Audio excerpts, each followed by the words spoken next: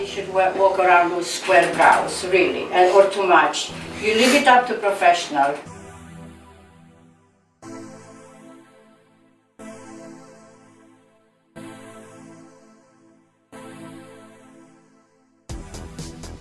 Hi Nikki, nice to see you. Thank you for coming today. I'm Angela Marinescu, brow specialist at Excel Spa on 980 Madison Avenue location. It's so beautiful So here. today we'll do a tutorial on how your brows should be the best for your face shape and how you have to fill them in, and all the details that needs to be known by everybody that wants beautiful, perfect eyebrows. So what do you think that I'd be doing wrong with my brows? Okay, I will give you the mirror and then we'll explain right now. So when I work, I look at the forehead shape, the eye shape, and the whole features. So I need to make it perfect for your eye, for your face. So basically the shape of your face kind of determines how your brows should be shaped. Yeah. So I can see from here there are a lot of bald spots which should be filled in. So your brows should be this way. I will leave everything that needs to grow. Every single needs to grow. On the top we're going to brush them down and we do a line, the last line of your eyebrow. So your brow shape, your natural brow shape will be this way. Fuller but nice, of course nice. It looks more even. Exactly, and it will more even, and this arch, it will not go so high. The length of the brow, the tail of the brow should be from the corner of the nose, eye, and here, which is perfect. The beginning of the brow, it's perfect here. So all we have to do just clean in the middle. But on top, I noticed you took a lot more. I did. And you shouldn't. Yeah. I know, that's why I show you with a pencil. Like here, you have bald spots. You see in here. Yeah, I took a razor there. Yeah, and you shouldn't, because these hairs has to come back. All this, it will come back. You leave them alone, because as we grow, we will not grow more eyebrows. So we have to keep everything that we have today for the later in life. Oh, I didn't know that. Yeah, we don't grow eyebrows after a while, so everything here will stay. I will clean everything around. Is that why I'm getting bald spots there too as well? Correct, yeah, and it's true. Also the side of the left, it goes higher on everybody. As you see here, you have a higher arch than here. Yes. So we will leave everything here too as well in this section, and your tail will go this way. Because right now they're very full in front and very thin towards the end of the tail. So I want a balance from the front to the end, so just to complement your face. I had no idea that brows just became bald over time. It does. I always heard of people having thinning brows, but that's I didn't think that I could possibly ever have that. We don't grow. We just do not grow. Eyebrows, it just stops growing. We grow lip and chin on the top of hairs that we don't need. All right. So can we take a transplant? To trim, I just use a very sharp, small scissors that I like. But in your case, I will not trim anything today because you went way too short with them. So I need the length of some hairs to give me coverage what I need, like in the bald spots. Okay. So I will just go around with my wax and we'll clean what we need and we keep everything else. And this wax is made by Funipil. It has soy in it. It's antimicrobacterial too as well. So it feels very smooth on the skin. Yeah, I go very close, as you can see. Look in the mirror. You see, I go very close to your skin, to your shape. Yeah. But not into. You see? Yes. I leave that space that I told you. There needs to be. Yeah. I love how it was like so painless. Yeah. Yeah. So this. Again, so this is your line of hairs that have to come back. So you see, I'm not touching that. And no double dipping either, of course. Very sanitary. Yeah, we have to. And here, I go again, close to the shape, but not into it at all. You see, it's very little. Look at that!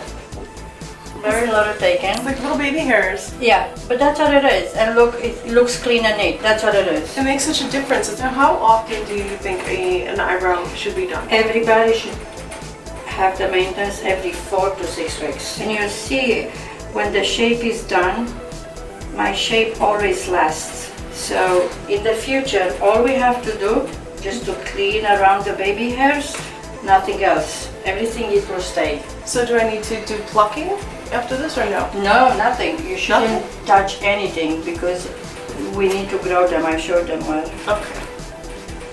Well, that's amazing because I feel like I'm plucking like every other week, like every week. Well, that's right. You will end up without thinner brows or no brows at all one day. See, I didn't know that. Now that's terrifying. It's true. People, they don't know. I feel that's really important. And a lot of people on my channel, they ask me like, how do I get thicker brows? And I had no idea. Now I know to share that like sometimes our own brow maintenance can be actually really detrimental to our brows. That we could be the reason why our brows aren't as thick as they should be. Yeah. You know, but also sometimes you can have thicker brows, but it doesn't fit your face. It's too much for your face. I have to take away. So that's why I always look at the face features. I just go back and forth, see if it's too high, too low. You know, I just go everywhere because I like the brows just to fit your face. You know, to look perfect on your face. What you do first, you brush them down. Yes. So you can see what you do on the top, and you go here on this last line of the hairs, and you gently brush. You never want to press too much, and you go all the way down. Brush everything back. You start again on the last line, gently, gently go here. You see, you meet everything together, and you brush everything back so you can spread the color. So it's blending. Exactly, so it's blending. And when you're done, what we do, we just go around them and we just frame the brows to make them nice and clean. So I use a NARS concealer that I like, and I'll just go all around, you see. I like a square brush and synthetic. The brow bone here should be always lighter, so it gives you a lift. And I just go all around. Then get the Q-tip and blend everything in, so you don't have any lines in between. And this will keep the pencil or powder, whatever you use, the whole day. And it looks super clean and nice, you see. That's amazing. Look at the difference. This one looks so lifted. At and the the end, other one yes. At the end, we use a clear brow gel, again to keep the pencil together and the hairs as well. But gently. You don't ever want to press because then you might add too much. And look how beautiful. Isn't it? Comparing to the other one. It's true. But also here you have natural, beautiful brows. All you do is take too much from it. Yes. And everybody is like everybody else. Everything in the front you leave it full, and because that's the trend, and it should not be a trend for the brows. And here everything is thin and too much high arch, and it doesn't look good on nobody.